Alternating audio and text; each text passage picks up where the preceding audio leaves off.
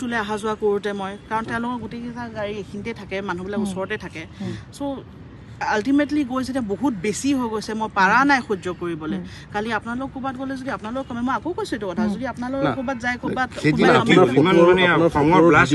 মদ খাই পেলাই তেওঁ ভিতৰত সোমাই প্ৰথমবাৰ নহয় মদ খাই পেলাই সেইদিনা তেওঁ ভিতৰত সোমাই মোৰ দৰ্জাত ধাক্কা মাৰিছে আপোনাৰ ৰুমৰ দৰ্জাত কি বাকী থাকিল আপোনাৰ ৰুমৰ দৰ্জা বাকী থাকিল মই কিহৰ কাৰণে ৰ'ব লাগিছিল কওকচোন আপোনালোকে মই কিহৰ পিছত আৰক্ষী তাত যাব লাগিছিল লগে লগে আপুনি আৰক্ষীক মাতি গতাই দিব লাগিছিল তেতিয়াহে ব্যৱস্থা গ্ৰহণ কৰিলে হয় নিজে কয় নাই আমিতো এনেকুৱা মানুহ আমাকতো কোনো একো কৰিব নোৱাৰে কি হ'ব তাহাঁতে আমাক এৰিহে দিব সেই বুলি কয় মই জানো সেইটো সঁচা কথা নহয় মই জানো আৰক্ষীয়ে ব্যৱস্থা ল'লে হয় কিন্তু সেইটো মুহূৰ্তত যদি আপোনালোক মোৰ জেগাত থাকিল হয় আপোনালোকে কি ৰৈ থাকিল হয় নেকি আপুনি